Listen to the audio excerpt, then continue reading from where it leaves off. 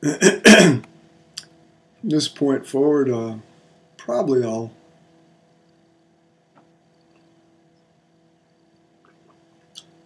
in general be doing the gazing sessions first to allow us to connect at that nonverbal, pre-verbal level from which the sunrise in the heart streams forth and takes the form of the words in due course. So, several essays today. Once you are established in sheer joy, once you are established in such joy, sheer gratitude is never far behind. As I undertake to make this uncommon communication to you, my heart is at rest in the inherent joy, wellness, peace, and trust of our total and true heart. I don't think I can adequately convey how joyful, ecstatic, and just sheerly grateful I am. I wish this joy for you. I bless this wellness for your heart and life. I long to know that you are just this ecstatic, and even more, for real. And I know that once you are established in such joy, wellness, and ecstasy, sheer gratitude is never far behind. Not gratitude to anyone, any god, any goddess, or even really gratitude for anything specific, except the given, now at last obvious mystery of existence, the wonder that anything or being even exists at all. Yes, you will likely feel great thanks and even indebtedness of the most sacred kind to people, places, creatures, experiences, beings that have made your ecstatic wellness, your enheartedness possible. Your sheer gratitude will brim over beyond all such specific feelings of indebtedness. It will become fundamental to your entire existence. And more, even in the midst of trying times when you might look, sound, and even feel anything but deeply grateful, that fundamental and most sheer gratitude will still be the cornerstone and mainstay of your whole life. And if anyone happens to ask you or wonder about whether that is still so, you'll fess up to it in a heartbeat.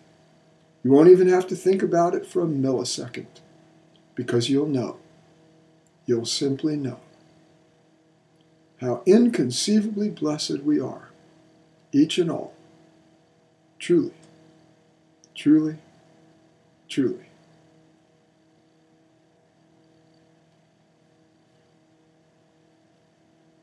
What I do with my pen, a little editing as we go here.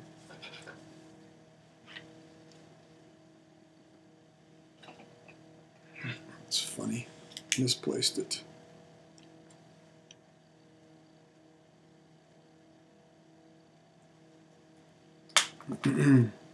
To continue. Skipping around here, so I'm rearranging this book from what I initially, the order that I initially put it in.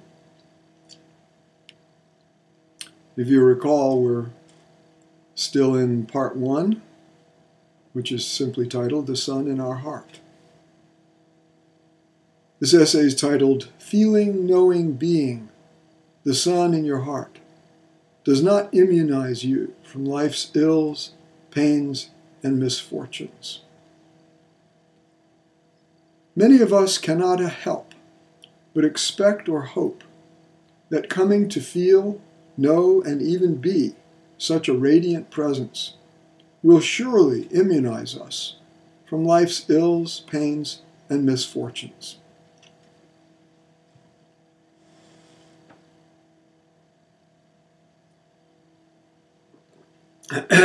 Moment of suspense. This is not the way things are or can be. Coming to feel, know, and be this conscious sun-like presence in the midst of life's unfolding events is not a preventive medicine from the downsides and the darker realms of our possible experience, nor is it a palliative or cure from them when they take place. Life is messy. Life is full of gray zones. The nature of the flux of each body-mind person's experience of life is such that ills, pains, and misfortunes surely do come for us all. The notion that achieving any kind of spiritual state will automatically prevent us from having such experiences is naive and undiscerning. When the sun in your heart rises sufficiently that you feel, know, and are being that presence stably in the midst of your varying bodily, emotional, and mental experiences and relations, your relationship to those experiences and relations certainly does shift, and for the better. You become wiser and more steady, fundamentally imperturbable, even in the midst of sometimes great perturbations. And that shift tends to work for the betterment of your experiential and relational life over time. It's like the influence of our physical sun's light on living beings.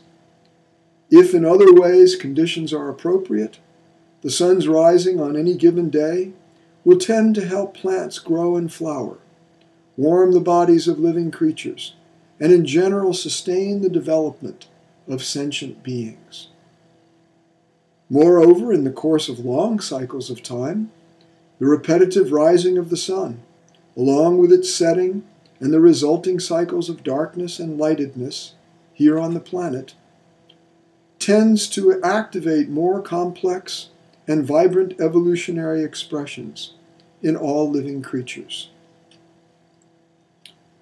Something similar is going on as the sun in our one and only heart of all hearts is rising in the human species.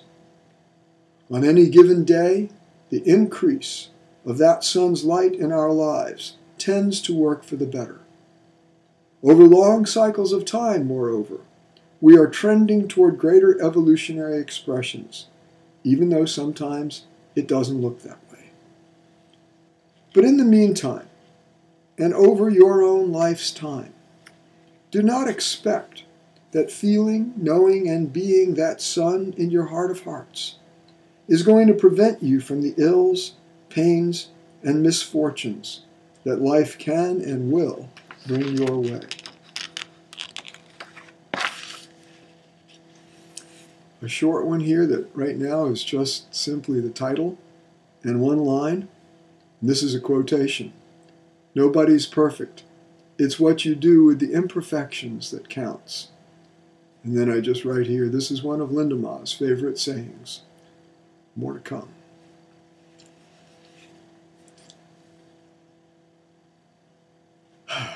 To continue.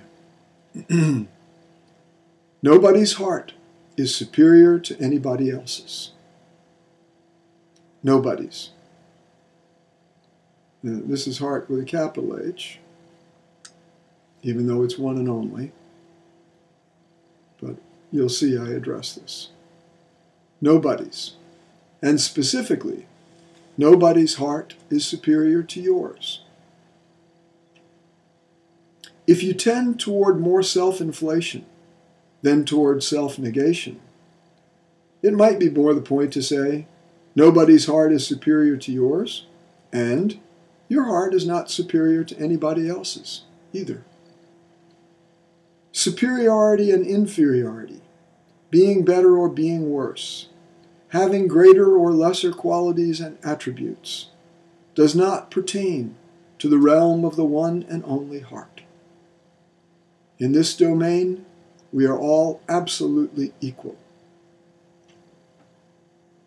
The most resplendent, pure, talented, kind, and compassionate human being is no better or worse at heart, capital H, than the most abject, degraded, dark, and dejected one. It takes profound clarity of heart even to notice this. And much more than that, it takes uncommon commitment and diligence to demonstrate this noticing by bringing it into life consistently. None of us is perfect at anything like that practice, not even the most saintly of us. Nobody. Not anyone alive today, not anyone who has ever lived and then died, not even anyone who might somehow be alive and beyond death, an actual immortal.